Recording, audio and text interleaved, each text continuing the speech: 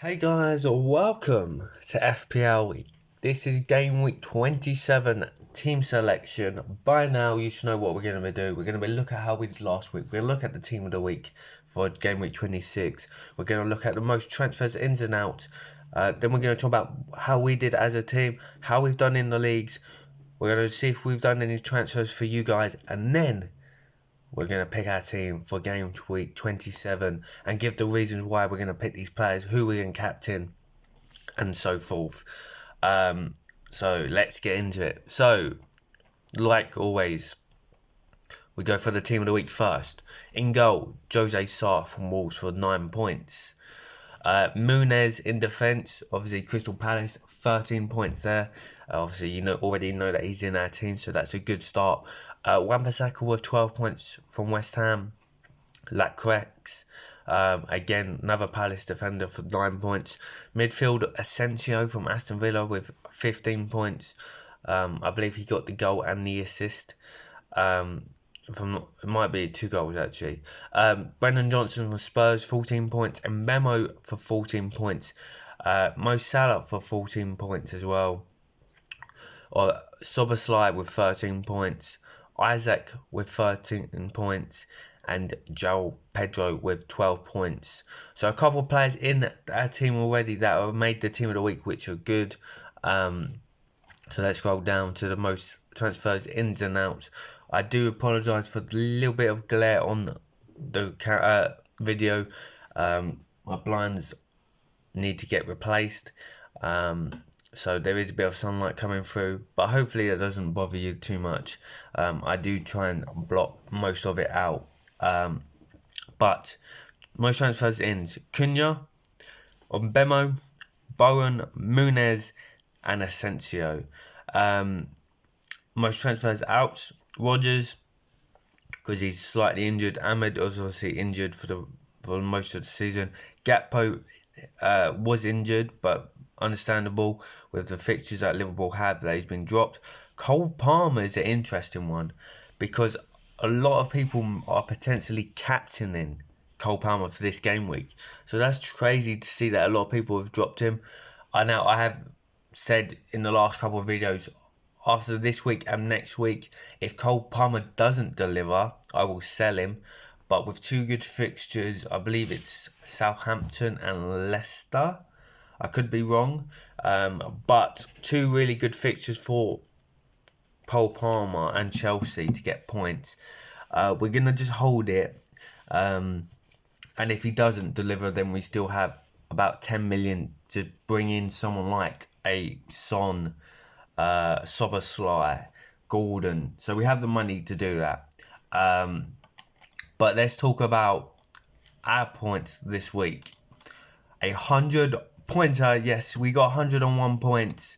Obviously, we took 4 transfers, 1 manager transfer, 1 striker transfer, and then a midfield transfer last week. So we did take a couple of points, but still 101 points. What a performance! So in goal, Pickford, obviously, didn't get the clean sheet. Muniz, obviously, we knew he was in the team of the week. But there, 2 minutes played, goal scored, clean sheet, yellow card, unfortunately with a -1. But still, and then 2 bonus points. What a performance from him in that 2-0 victory of Fulham. Obviously, 2-0 Fulham obviously meant that obviously Robinson didn't get any clean sheets, and obviously -1 for the goals scored. So it's just a 1 point on him. Kirkes, like same again, losing to Wolves, yellow card, disappointing. We'll talk about where Van Dijk went because that was probably something I should have left, but I'll get onto that when we talk to the bench. Kluivert with 2 points, obviously we brought him in, and obviously Bournemouth were down to 10 men, so he did absolutely nothing, just getting that 2 points for the minutes played. Palmer, again, nothing in that Villa game, but with Southampton and Leicester up next, it is a good time for him to start delivering, because if you look at his performances, not great. Okay, he got something in those 2 games, but the performances since that game against Everton has been awful. His whole season's been, compared to what he did last year. Obviously, there is still time for him to deliver, but yeah, I don't think he's going to make 200 at this rate. But we're going to leave him for now. Hopefully, he can get something in the Southampton game and Leicester game. We'll talk about captaincy later, because he is an option for people. Mo Salah does what he does best. A 2-0 victory over Man City. I thought Man City would put up a little bit more of a fight. I thought it'd be more of entertaining. I thought it was going to be a 2-1 victory, which is why we benched Van Dijk. But Mo Salah, 2 points, 1 for the goal, 1 for 3 points for the assist, clean sheet bonus and bonus points as well. Obviously, the alternate captaincy could have been in Bemo. Again, they ended up with the same points if you'd gone Salah or Mbemo. But 2 points for minutes played, scored 1 goal, got assist, clean sheet and bonus points, just like Salah for Mbemo there. So, doesn't really matter who you went for. But Chris Wood with 5 points, got an assist in that 4-3 game. What a game that was. And we kind of knew there was going to be goals in this game, which is why we went with Pickford. Unfortunately, that didn't plan out, but still some points. Isaac, 2 goals in that game against Forest, 1 being a penalty. So obviously he does what he does best, scores goals. And then obviously newly signed Cunha, who we brought back into the team this week, got his goal in that 1-0 victory over Bournemouth. So talking on the bench, obviously we have the assistant managership. Last week of the assistant managership, Fabian Herzer with the 4-0 victory over Southampton. Got the manager win, which is 6 points. Manager clean sheet with 2 points. And manager goal with 4 points. 10 points in total. Obviously, there's no extra bonuses because obviously Southampton are at the bottom. But it's still planned out the way we needed it to. So talking to the bench, Sells 0 points. Rodgers 2 points. Faye 0. And obviously Van Dijk is the one option we should have done. But I really expected Man City to put up more of a fight, in which is why the reason we benched Van Dijk in the first place. But yeah, so not the end of the world. Obviously, like we said, we got 101 points.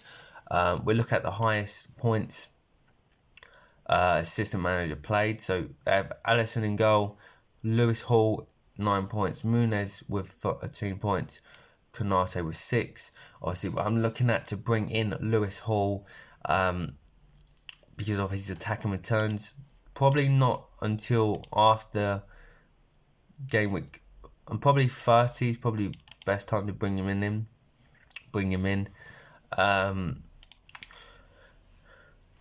Palmer, obviously Salah with the captaincy, Bruno and Mbemo. So a good midfield. Obviously, except for Palmer, who didn't deliver. They got Isaac, Mateta and João Pedro.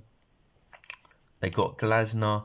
Again, someone that would have been a better option because obviously that they got the table win bonus.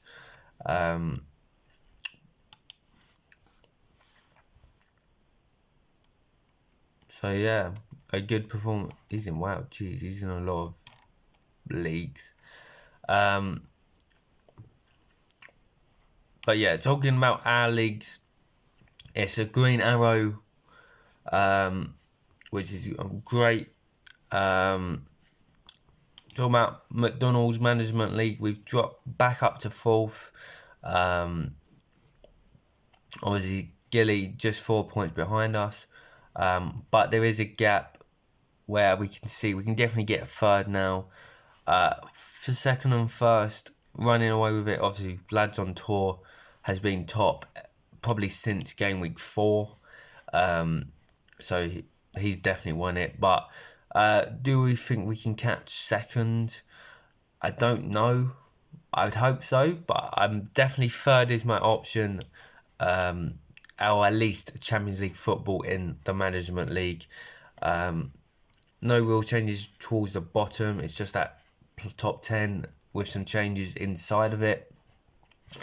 And we also take the most points in the game week, which is lovely to see. Moving on to my mini league with our store.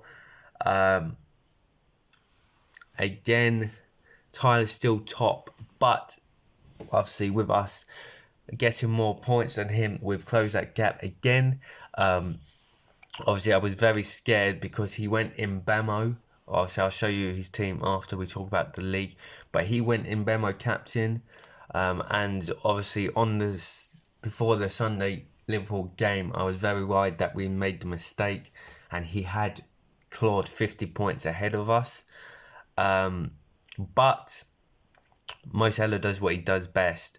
And obviously, Tyler not captaining him, gave us the points that we need to get above him in the game week and close that gap slightly. So now it's only just 24 points, doable, and obviously don't know what he's going to do for this week, but if we can get it right, then obviously we have a chance to overtake him. Matthew obviously behind us, again that Salah captaincy and just the management chips has kind of pushed us a bit of further away, because on the Sunday he was only 10 points behind us. So a little bit of breathing gap between us. We try and attack Tyler and get that crown, but we've got to make sure that we don't slip towards the bottom where Matt can overtake us. Gavin obviously coming up, maybe a little bit too far for him to be in the title race, but a good week that he's had in the last couple of weeks doesn't mean that he's third place is out of reach for Gavin. Gavin with 80 points and obviously no changes. A couple of changes towards the bottom. But obviously we take the top spot, obviously 104 points. But let's look at Tyler's, because obviously he made one transfer. So we had Kepa in goal, Saliba and Timber, which is obviously where his downfall kind of went, because of having a double Arsenal defence, and that loss to West Ham is what kind of got us the points. If he'd got that clean sheet, I'd be very, very worried. But I think that's the one thing Tyler does wrong, and he also does it right. Like, he did it right when he had the double Newcastle.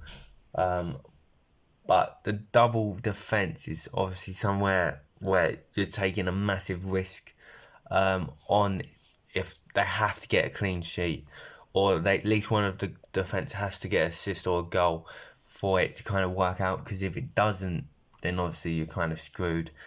The midfield, he's got Bruno, he had Salah, he had Mbemo, he kept it Mbemo. Again, we spoke about that. Obviously, him having the easier fixture, and obviously I was very worried. But then obviously Mo Salah does what he does best. Cole Palmer 2 points. Wood, Gakpo, Pedro, and we were praying that Gakpo was coming on, because obviously if he didn't, he would have got his 9 points for Lewis Hall, or even the 5 points from Milenkovic, because obviously.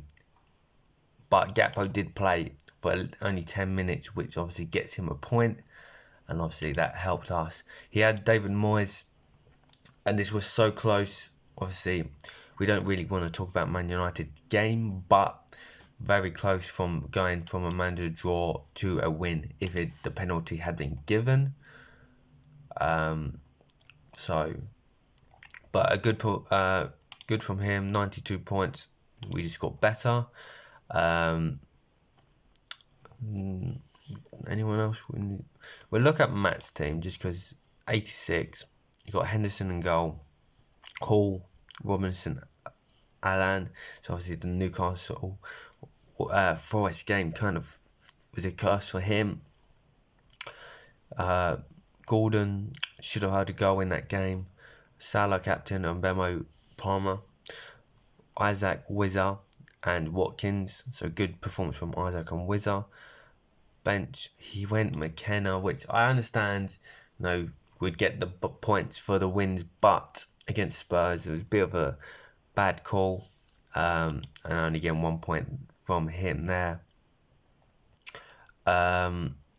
So yeah, talking about transfers, we got 2 million back in the bank because of the assistant manager chip finishing. 1 free transfer. I'm not actually gonna make a transfer for this week, because obviously with game week 29 coming up, a lot of my players have blanks. If you look at likes of Liverpool there, blank there, Newcastle with a blank as well.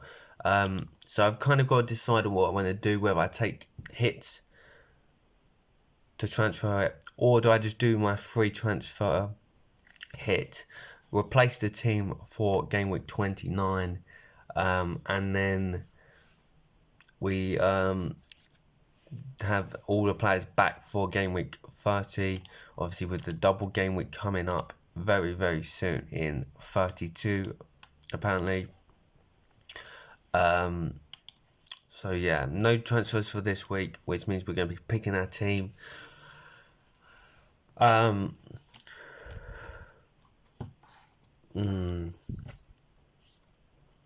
going to go Pickford. Or not. Arsenal.